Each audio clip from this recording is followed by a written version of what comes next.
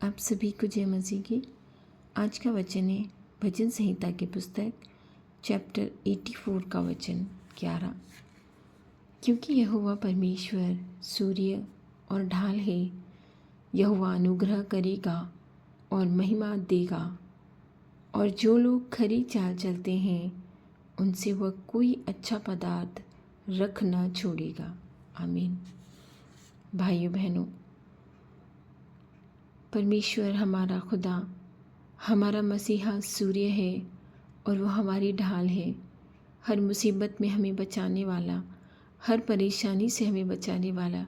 तभी तो आज हम जिंदा है और आज के भोर में हम सुबह वापस उठकर उससे आराधना करने को तैयार है, उसका नाम लेने को तैयार है, उससे प्रार्थना करने को तैयार है। कितने लोग हैं इस दुनिया में जो आज उसे न देखने पाए, उसकी आराधना न करने पाए। वही तो कहता है यहोवा अनुग्रह करेगा और वह महिमा भी देगा। लेकिन ये सब चीज़ें हमें ऐसे ही नहीं मिलती हैं। आधे वचन तो लोग छुपा ही लेते हैं, बस इतना कह देते हैं कि यहोवा अनुग्रह करेगा, महिमा देगा। लेकिन कब देगा? वो जब देगा जब हम खरी चाल चलेंगे, जब हम पाप नहीं करेंगे, उसकी आज्ञाओं का पालन करेंगे, उसके वचन को समझकर दूसरों को समझाएंगे और निरंतर प्रार्थना में लगे रहेंगे। निरंतर प्रार्थना करने से मतलब है हर वक्त आपको प्रार्थना करने बैठना नहीं है, लेकिन जो कुछ मिला है उसके लिए परमेश्वर को धन्यवाद। प्रभु तूने आज भोजन दिया, तुझे धन्यवाद। प्रभु तूने आज जीवन दिया, तुझे धन्यवाद। मुझे इतने अच्छे बेटे बेटियाँ दिए, तुझे धन्यवाद। पहनने के लिए कपड़े दिए, तुझे धन्यवाद।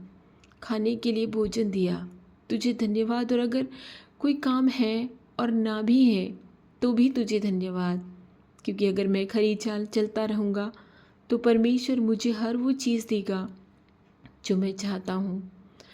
वो मुझे महिमा देगा, वो मुझे परेशानी में नहीं डालेगा। और अगर वो मुझे परेशानी में डालेगा भी तो मुझे निकलने का मार्ग भी देगा। वो मुझ पर अनुग्रह करेगा और ऐसा अनुग्रह करेगा कि संसार में जो भी पदार्थ है वो मुझे ऐसे ही मिल जाएंगे। लेकिन मुझे परमेश्वर से प्रार्थना करना बहुत ज़रूरी है। उसका अनुग्रह पाने के लिए खरी चाल चलना बहुत ज़रूरी है। हे मेरे खुदाया परमेश्वर, हे मेरे खुदाया जो तू आसमान में रहता है, तू यहोवा शालोम है, तू यहोवा ईरे है, तू हमारी प्रार्थनाओं को सुनता है।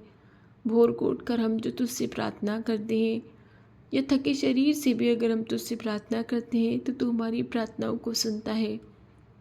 जिस तरह माँ से बच्चा कुछ मांगता है तो माँ उससे थके शरीर के लिए नहीं कहती कि मेरा शरीर थका है, मैं कुछ नहीं दे सकती, लेकिन वो हमारी विनती को सुनती है और बच्चे को हर चीज़ उपलब्ध करवाती है जो वो मांगता है। हे मेरे प्रभु, इस भोर में उठकर हम जो तुझसे प्रार्थना करते हैं, हमारी प्रार्थनाओं की ओर कान लगा। इस संसार की चीज़ें बहुत ज़रूरी है जो हम तुझसे मांगते हैं, हम इनको इनकार नहीं कर सकते हैं। इस संसार में रहने के लिए ये बहुत ज़रूरी है, मगर हमारी आत्मा का मार्ग सुधारने के लिए तेरा अनुग्रह चाहिए प्रभु। तेरे अनुग्रह के बिना हम उस स्वर्ग राज्य की खोज में नहीं जा सकते जिसे तू हमें देने का वादा करता है। तेरी पवित्र आत्मा के अनुग्रह के बिना हम वो सब कुछ नहीं पा सकते जिसे तू हमें देने का वादा करता है।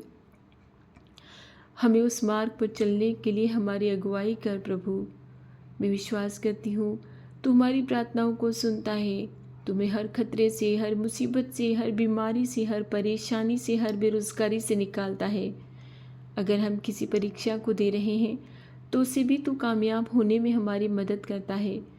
हे प्रभु, हमारी प्रार्थनाओं को सुन। हम इंसान हैं, भटक जाते हैं, तुझसे पता नहीं क्या क्या मांगते रहते हैं। हमारा मन विचलित है, हमारा मन स्थिर नहीं है। हम कुछ भी करें मगर हमें पाप करने से बचा परमेश्वर।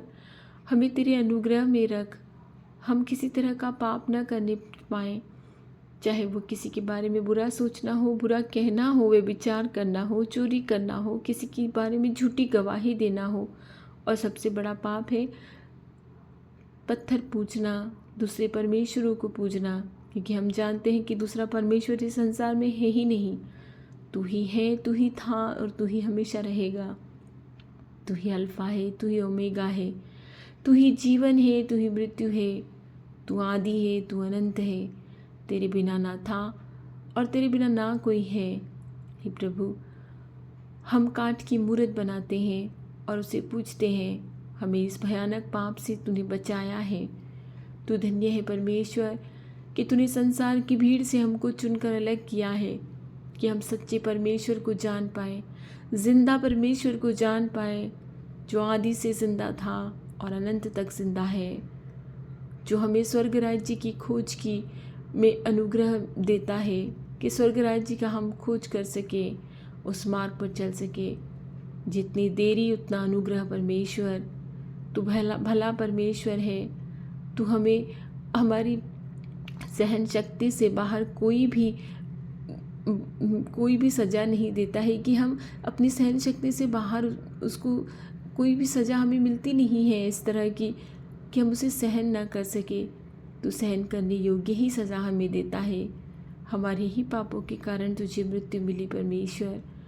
हम पापी हैं, हमने स्वर्ग में भी पाप किया और पृथ्वी पर गिरा दिए गए, और इस जेल में हम आत्मा रूपी इस शरीर को कैद करके बैठे हैं और इस संसार की लालसा में लगे हैं। हे प्रभु, हमें पाप करने से बचा, हमें अनंत की और अगुवाई कर प्रभु। तू भला प्रभु है, तू हमेशा भला परमेश्वर है। तू हमारी प्रार्थनाओं को सुनता है। हम कितने भी पापी हैं मगर तू हमारी प्रार्थनाओं को सुनता है। हमारी आत्मा को सही मार्ग पर ले चल परमेश्वर। इस संसार की चीज़ें ज़रूरी है, वो तुम्हें हमें ऐसे ही देगा। तूने कहा है, जो मनुष्य खरी चाल चलता है उसे कोई भी उत्तम पदार्थ न रख छोड़ा जाएगा। मैं इस बात पर विश्वास करती हूँ। मैं विश्वास करती हूँ कि खरी चाल चलने वाले को तो संसार की चीज़ें